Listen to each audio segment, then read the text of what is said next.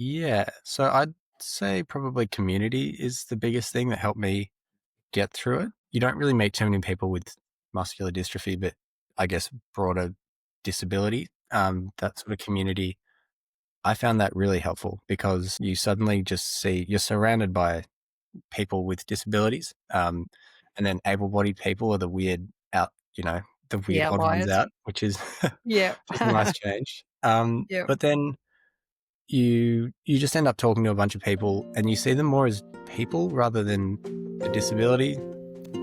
Welcome to You, Me and Muscular Dystrophy, a podcast talk show asking 10 questions of each guest, exploring the humanity and experiences of living with MD.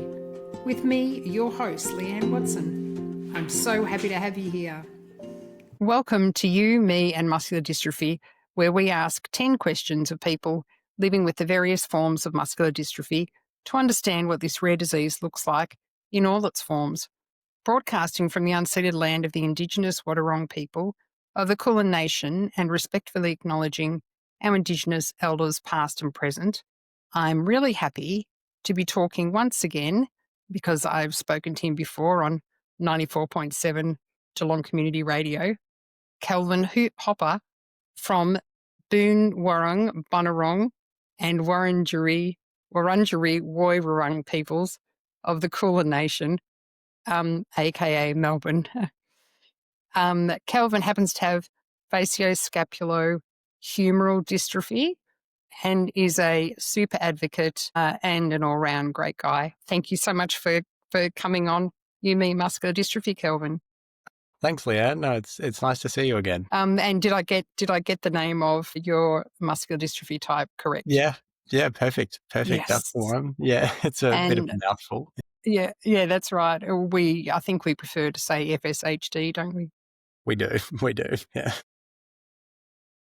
So, Kelvin, can you tell us a bit more about yourself, who you are, and what your association with is with muscular dystrophy? More like, I guess the progression or how you came to understand that you had muscular dystrophy. Yeah. So, as you said, my name is Kalvin. I'm 25. I'm from Melbourne in Australia. As Leanne just said, I have FSHD, which is, facioscapulohumeral dystrophy, which is sort of just a fancy way of saying that my shoulder blades, upper arm and face have muscles that sort of weaken over time. But I guess people with it would know that it's not just those muscles. Like you get a bit of a mixed bag, like you get my legs, my feet, that kind of thing. They're affected as well. So I guess it keeps you on your toes. But I found out when I was about 14, I got formally diagnosed anyway, because my shoulder blades would sort of stick out the back of my back, I guess, which was a little bit unusual. So went and got that checked out, and yeah, pretty much just found out I had this weird disease, which I hadn't heard of. I didn't really know what it was. Didn't really care what it was at the time because it didn't really affect me too much. I was 14. My shoulders were a bit weak. That was about it. So I could still do everything.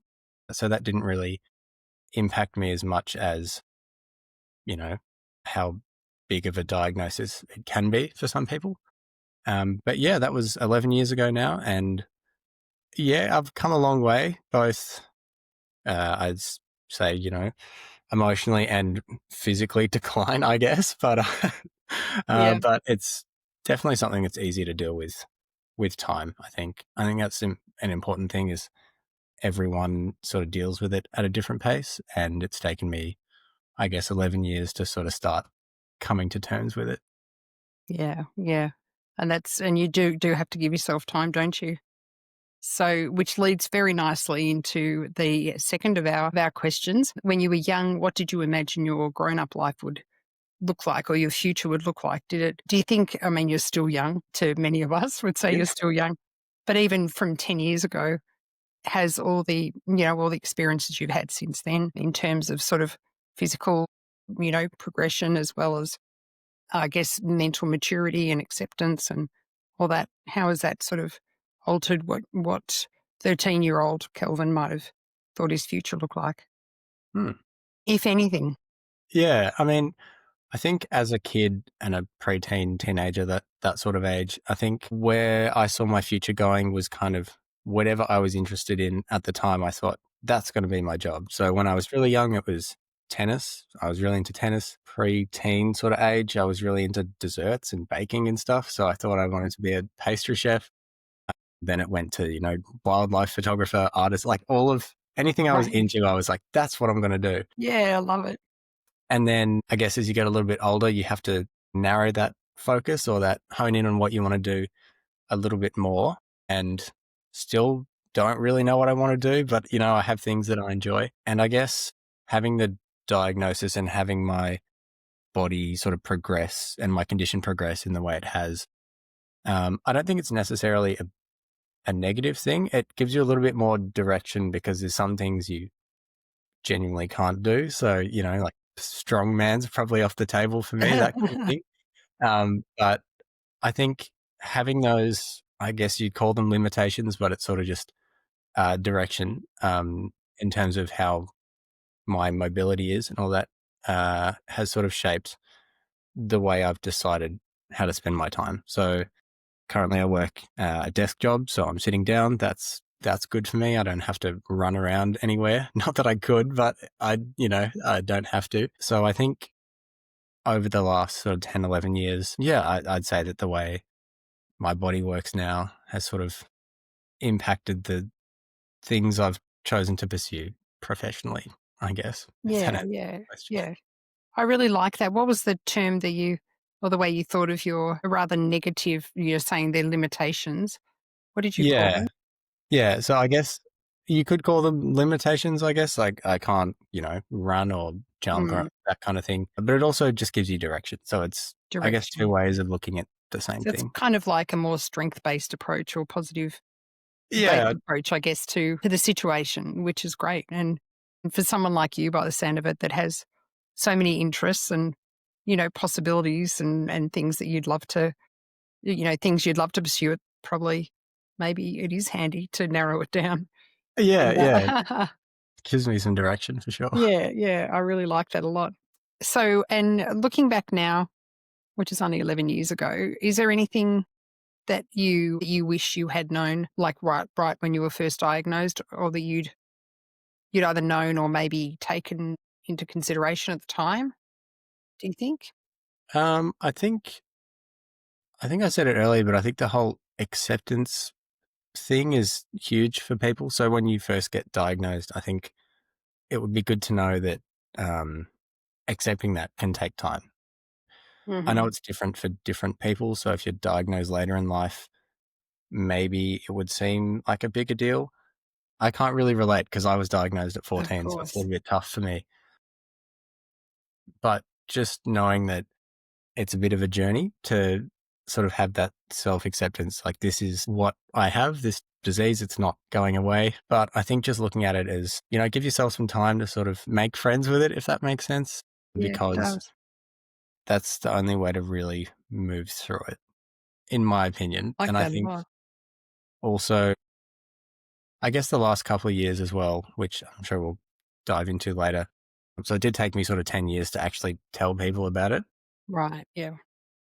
But I think part of waiting so long was because I thought people would, treat me differently or that kind of thing. But you find out that people actually really want to help, and they want to, especially if they're, friends, family, they just want to support you and see you do the best you can. So I think knowing that when you first get diagnosed would be handy, I guess, if I could go back. Yeah, that's a really interesting answer and really great because I think, well, I certainly recognize that in myself. And there's a lot of that self-ableism kind of thing that, straight away you sort of look at all the negatives and why can't I do this? And I'm going to be a hassle to, to book restaurants with or to socialize with or whatever, all those sort of things. And for you to recognize that in yourself as well at, the tender age of 14, which is a very pivotal sort of time of your life. Like teenage years are, can be pretty tough and you're sort of going through a lot of changes, in so many ways. So yeah, that's an interesting, takeout. Yeah, it's definitely something sort of to add on top of the whole, adolescence thing. Like you're dealing Yeah. with, friendships and school stuff, and then you've got this other thing to deal with. But I guess everyone's got something. So, you Yeah. know. Well, that's a good way of looking at it too. Yeah, you're right. Yeah. And so, well, it's been 11 years so far. What do you think's been your most pivotal moment? And this could be in terms of finding out anything or anything really, just, anything that's made you kind of pivot a little bit in your thinking or Yeah. actions. Usually when people ask this, I have like two answers. So I'm gonna go with the main one and then maybe sneak the second one in. But Yep. We love a uh, sneaky answer. the main one is probably posting on YouTube for the first time. So for people who don't know, I have a YouTube channel called Dutability, which actually started as a way for me to, I guess, come out about having muscular dystrophy. So I didn't tell many close friends, maybe a couple. I didn't tell people who weren't my friends. Like I didn't really tell anyone. So it was that first video was sort of a way for me to tell everyone and come out about the fact that I've got this disease, which looking back on it was not as big of a deal as I had to make it. But I felt at the time that that was the only way that I could tell people. And also it would sort of tell everyone at once instead of me having to have that conversation with all my close friends individually. I could just put out this video, which is called something clickbaity, like how I'm playing the cards I was dealt, something like that. Yeah, that's right. Actually, I've got it up here. And listeners, if you haven't looked at Kelvin's YouTube channel, it's excellent. It's called Dutability, as Kelvin said, and very nicely, it's Kelvin, your beautiful little what's it called profile pic is really easy. Like when I went down under my subscriptions, bang, you can get to yours straight away. The bright yellow face. Yeah, It's it's a really pretty fun one. hits you in the But face. Yeah. yeah, that's what you did, your very first one a year Yeah. ago, how I'm playing the hand I was dealt. Yeah. And then you've got a picture of you age 9 and a picture of you age 24. Um, Yeah. and Yeah. both playing tennis. Yes. But one is in a chair. So I thought that would be intriguing for people to go, oh, what Yeah, happened to him? But yeah, I'd say that was probably a big, a big pivotal moment for pivotal me moment. because Yeah, it opened a lot of doors for me as well. So I got some really nice opportunities like coming on your radio show. That was really fun. yeah, that was great having I've you been on. able to speak at Parliament House through some connections as well. Like there's a lot of Have things. you? Yeah, That's yeah, great. What was that for? that was FSHD Global had a launch day for their new sort of what would you call it? Patient registry program thing Oh, called yeah, Cure yeah. FSHD. So I was lucky enough to be the patient advocate for that Good on you. and speak, which was cool. It was a little bit daunting, but it was, yeah, obviously I wouldn't ever have that opportunity if I kept quiet and didn't share anything. So Yeah, good on you. I guess, yeah, that sort of opened a lot of doors that way. It's interesting that even though your videos are going out to potentially millions of people, it's interesting that we're more comfortable discussing this sort of thing in a general sort of sense than to our very, personal, very close friends straight away. That is quite a human, like, pretty common sort of human kind of thing, to start off in that respect where there's a bit more anonymity, I guess. Do you Yeah. think? Have you Yeah. sort I of thought about that? definitely agree. I think it's a little bit easier in my opinion because you can throw it out and no one talks back. It's like you can kind of put it out there and Yeah. then people can watch it and go, oh, yep, cool. And I don't have Yep. to answer any questions. I mean, obviously I did Yeah. once I saw my friends the next time, but Yeah. I think initially sort of just ripping the band-aid off, putting it out there. It's kind of like when you send a risky text and then you throw your phone away because you're like, I don't want to see it, it's, I liken it to that, I guess. Yeah. And did it take you a long time from inception, like from thinking, well, maybe YouTube could be a possibility to actually doing it? Do you That, remember? it's tested me a little bit. Because I started playing, I tried out wheelchair tennis in November 2023. And I think it was Mm. about that time that I sort of had the idea that I wanted to post something on YouTube because Oh, for context, I posted that how I'm playing the hand cards I was Yep. dealt How I'm playing the hand I was dealt. Yep. New Year's Eve 2023, so 2024. So I think I started playing wheelchair tennis sort of November 23. Yep. And then I thought, if I'm going to keep playing this, I have some explaining to do to my friends. If they're like, "What? Why are you playing wheelchair tennis?" Like, well, how's that come about? Yeah. Well, I knew I'd have to. I knew it was getting close to when I'd have to tell everyone anyway. Mm. So I guess, yeah, I guess a month, maybe 2 months before I posted Yeah, that right. video, in the back of my mind for sure. Yeah, good on you. Yeah. And you said there was a sneaky other pivotal. Oh, that was the tennis one. So I Oh, the tennis, yeah. went to a come and try day. I think I'd just turned 24 a year ago. Uh, where was it? At Hume in Craigieburn, I think. I hope that's right. A tennis center there. And so I just rocked up on a Sunday once. They had a chair. I hopped in, as anyone with this disability knows that like your shoulders are quite affected. So I was really nervous Yeah. about injuries and potentially hurting myself because I hadn't played tennis in 5 years since then. Okay, yeah.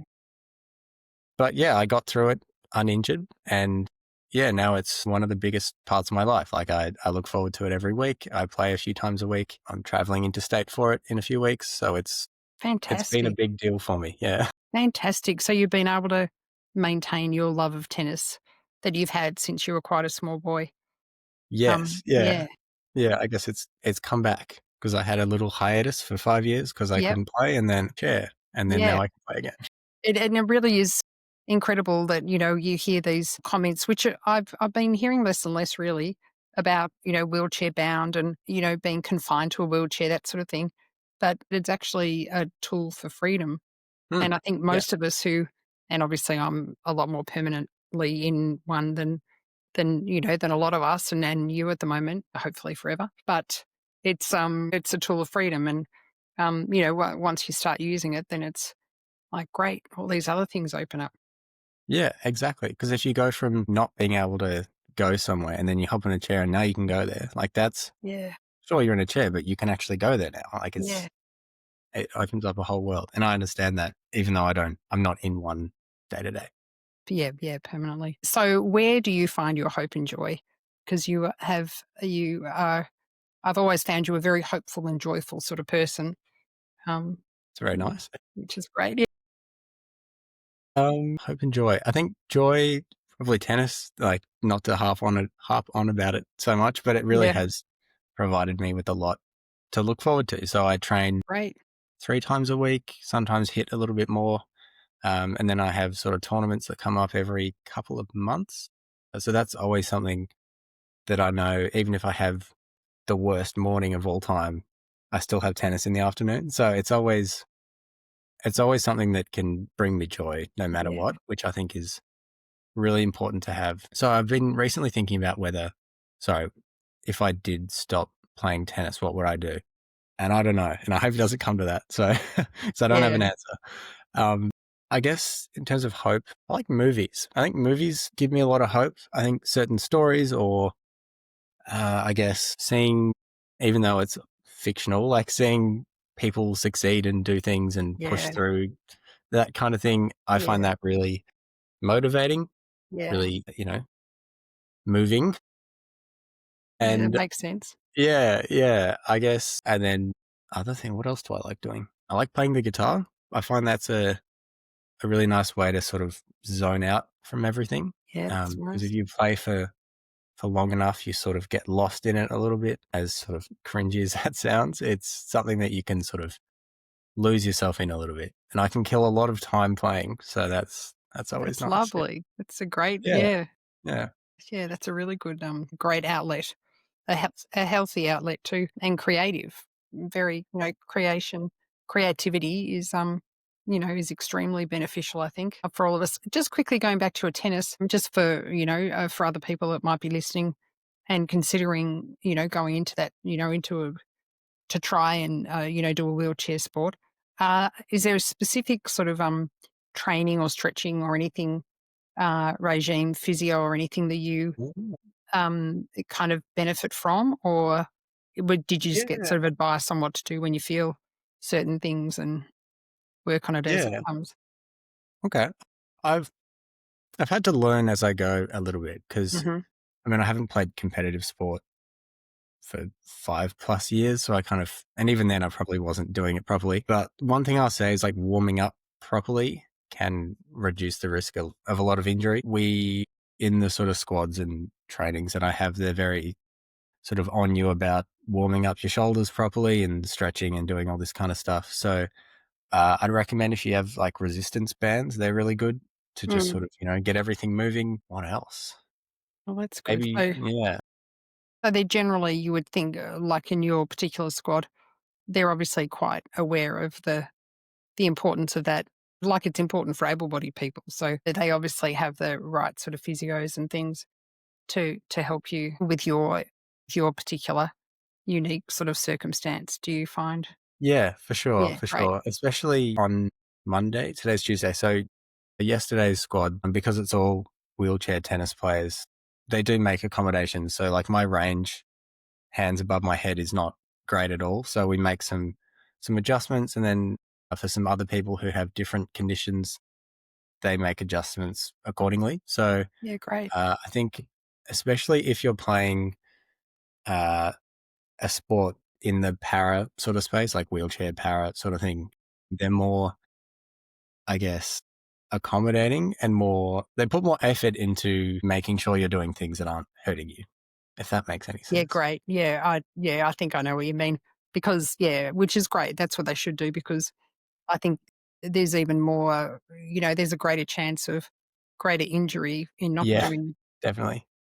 the right thing. So the next question, moving along, who couldn't you live without and why?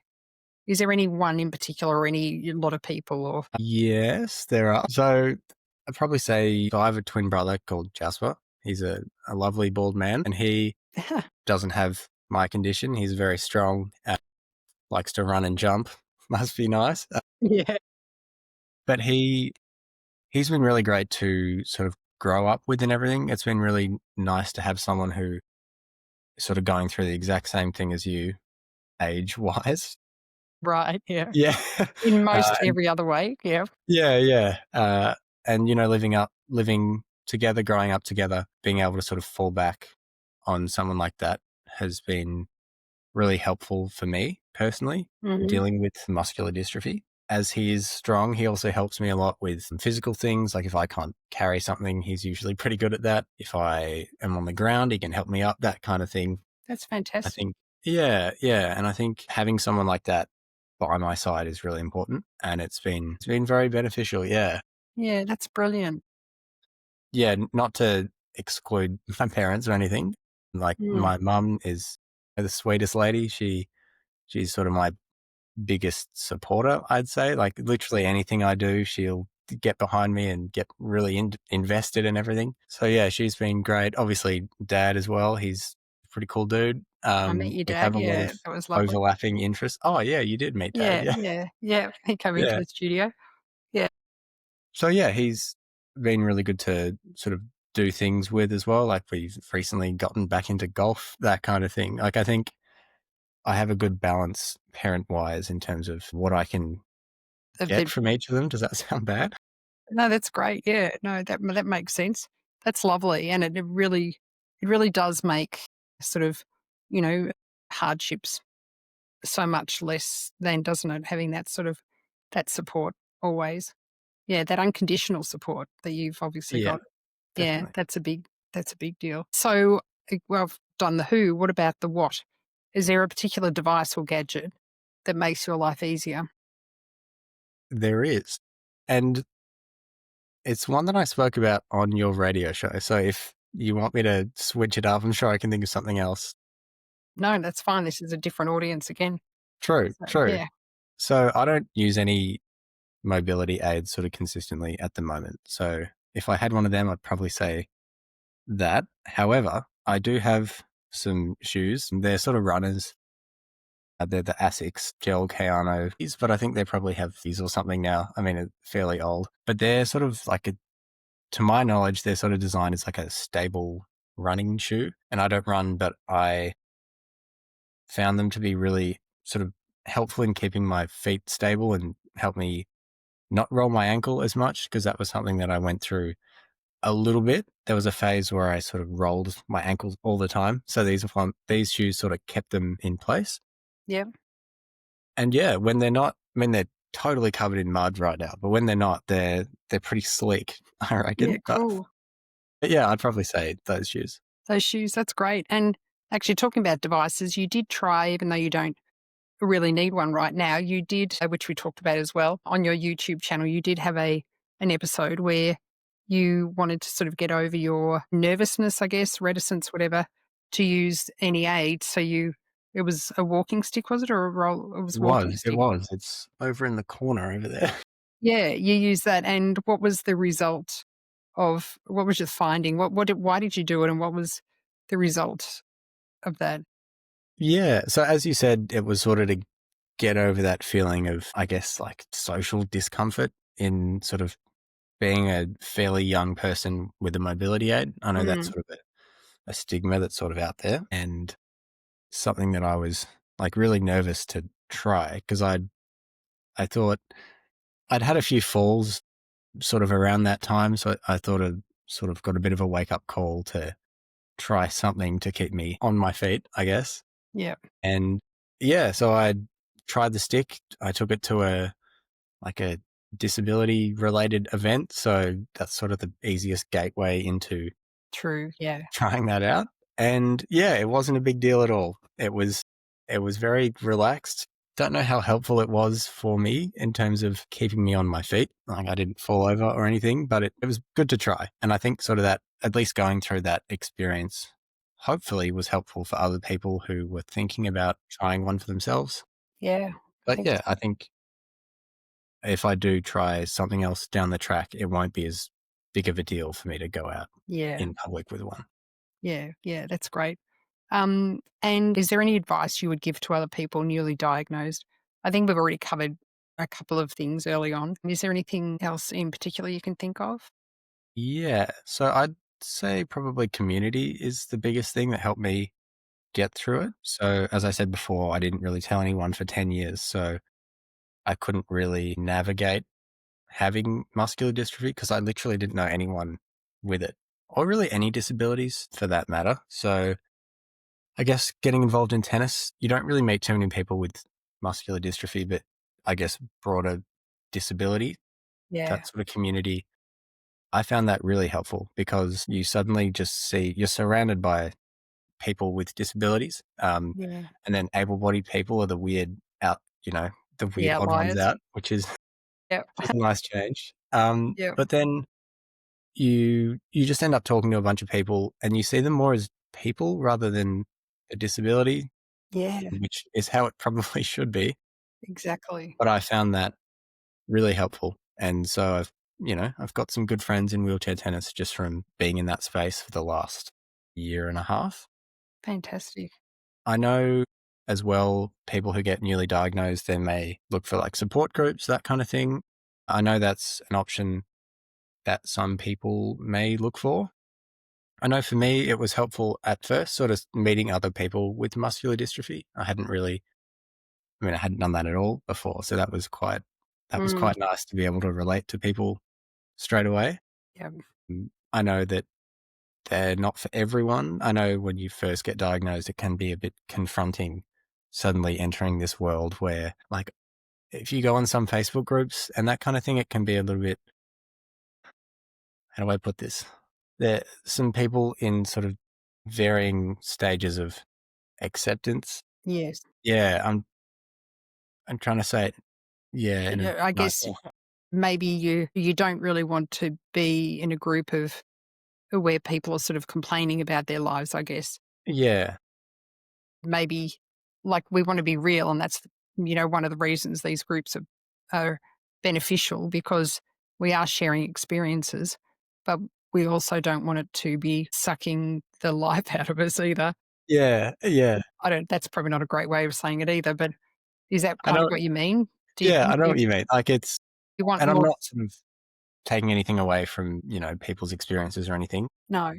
Not at all. But I just found that when I went on some of those groups, there was very little positive info or positive posts on there. It was sort of just, this is why this is bad. And if you've just been diagnosed, you're thinking, oh my God, this is such a massive change. Like yesterday I was fine, and now today everything's, My life's obviously going to finished. look Yeah. like this. Yeah.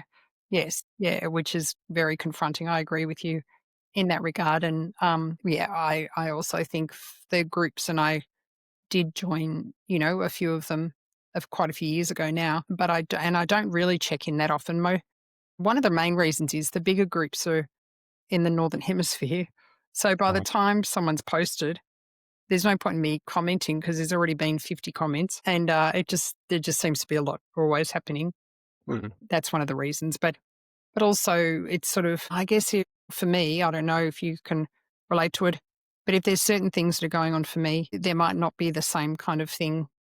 Like it might be hard to find someone at the same time in those groups going through a similar thing anyway. Yeah. And yeah, and sometimes it's good just to, well, I kind of like to kind of be around, like to be more engaged, I guess, in the physical community that's around me, and sort of try and find the support that way in some regards. Yeah. I don't know. I agree. I find that a lot more beneficial to be in person, sort of talking with people. I Yeah, know that's not always possible it's with, not possible, which is why. no. So it's good that those avenues exist for people to, speak remotely. Yeah, Yeah, I think if you can meet people in person with the same condition, it's like, whoa, you're yeah, like me. It's a big deal. yeah, yeah. Which is why groups like the State Muscular Dystrophy Association, like organisations in each of our states in Australia are great, aren't they? And Muscular Dystrophy Australia in Victoria is where we're both, I think, members of Yes. the MDA. Yeah, so they're really great too, aren't they? So yeah, I think yeah, there's lots of great resources and things out there. Thoughts on some other advice, if you'd like Yeah, to hear thank it? you. Yeah, thank you.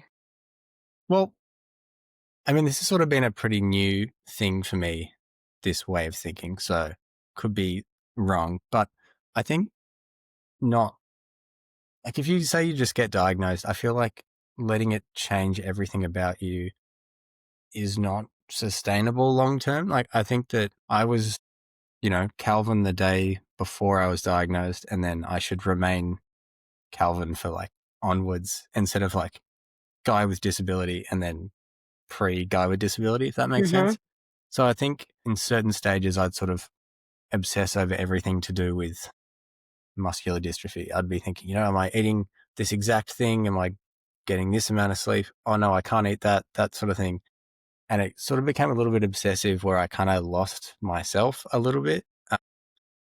And I think that could just be coming from, like, I could be privileged in saying that because I'm still quite mobile, generally speaking. And it's not at sort of a serious stage for me yet. But I feel like sometimes you can lose yourself a little bit and your disability becomes sort of like everything about you. I don't know if this is coming out how I wanted to, but it's, No, yeah, I think they're very valid thought patterns. I think, yeah, that's great. I'm sure other people would definitely be able to relate to the way you're thinking, and I do too. Yeah, cool. yeah, that's great advice. Yeah, I like that. Did you have any more pearls of wisdom? Hmm. I just thought knowing you a little bit more now, there's probably a couple of other things that have been floating Um, around your head. I guess, hmm.